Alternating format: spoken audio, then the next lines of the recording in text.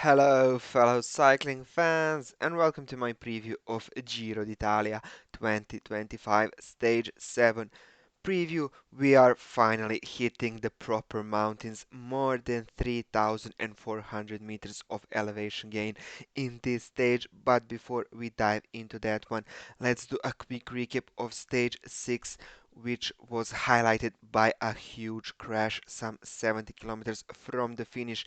The race was even neutralized. It was decided that time will not be counted towards the GC in this stage. There will be no points given in the final. So in the end, we had a small group of sprinters fighting it out for the win. In the end, Kaden Groves was head and shoulders above everyone else. He wins in front of Rentan, Magnier, Canter, Lonardi, Zegler, Marcellusi, Mozzato, Govekar. Koi, you can see only intent as he was distracted or rather obstructed by Matteo Moschetti. Wout van Aert tried something crazy in the final kilometer, but it didn't work out. He was brought back by a Team Polti Visit Malta guy, and in the end, Kaden Groves just outsprints everyone. Obviously, no changes in the GC and in the points for classification in the KOM.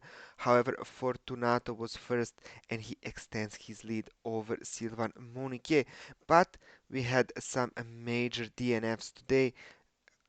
Jai Hindley, the winner of Giro 2022, unfortunately crashed heavily and he had to abandon alongside Holman and Smith. Pinarello didn't even start. There were some info that Jay Vine was also abandoning, but in the end he finished the stage, so he continues. Tomorrow to stage 7, 168 kilometers from Castel di Sangro to Tagliacozzo, a mountainous village. There are 4 climbs on the menu, and we are starting a Roccaraso climb already from the start, some 8 kilometers at around 5.8%. So I think the breakaway will probably form here, then a small plateau before a long descent, and then probably the hardest climb of the day, Monte Urano, 4.6 kilometers and 9.2%. Then another second category climb, uh, some 5.7 kilometers at 5.1% in the end, but the whole categorized part of the climb is 21.5 kilometers at 3.6%. It is a long climb similar to the ones we had today, and then we are staying at a high elevation, and once we reach the Red Bull intermediate sprint, we are climbing for the final 9.3 kilometers, including a steep ramp of around 9.1% in the final 2.5 kilometers. This is how the stage looks on the map from Castel di Sangro. It is mostly to the west and to Tagliacozzo. Here is the Roccaraso climb, the first climb of the day. Here is the Red Bull kilometer, and this is the final climb into Tagliacozzo. 11.9 kilometers is officially from the Giro website, but like we said, it is around 10 kilometers of uphill.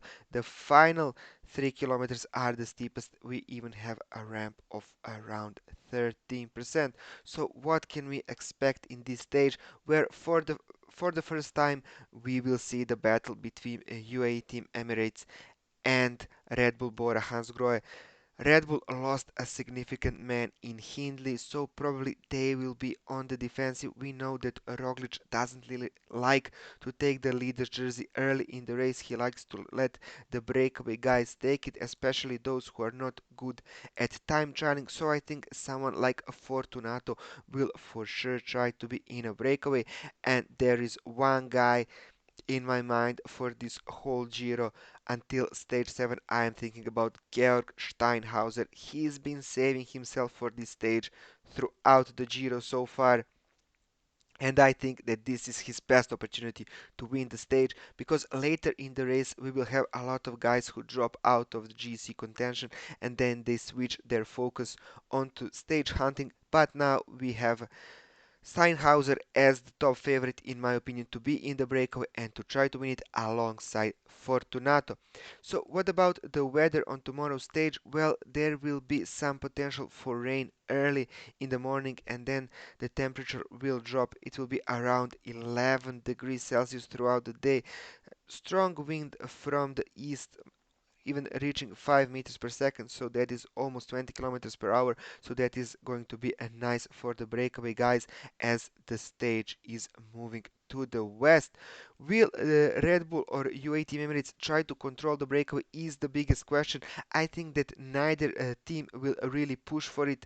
They still want to test each other legs on this climb, see who is the strongest, but don't really fight for the win on the stage as they will spend a lot of guys from their teams so early in the race. We have a slightly easier stage 8 on Saturday, but then we have the all important gravel stage on Sunday, stage 9. So I think that everyone will want to be fresh for that stage. Before I pick my winner of this stage, please don't forget to subscribe to my channel. I have around 640 subscribers, but my goal for this year is to reach 1000. So please subscribe if you are enjoying my content. Also hit that notification bell so you never miss a preview of a one-day race or a world tour stage. So the bookmakers have Primoz Roglic as the top favorite. I am not so sure. Yes, if the big group of favorites reaches the climb in front, probably Roglic is the top favorite. But still, I am looking at the breakaway guys like Fortunato, Scaroni as well. I can see him going in the breakaway. Pello Bilbao or vote Poels. Some of them is going to try it, and then Georg Steinhauser, like I said, is probably my pick. And no, it's not probably. Georg Steinhauser is my pick. I am backing him up to win this stage and for EF education. So thank you for watching this video. Also like it if you enjoy my comments about races. Have a great day and I hope to see you tomorrow for my preview of stage 8. Bye!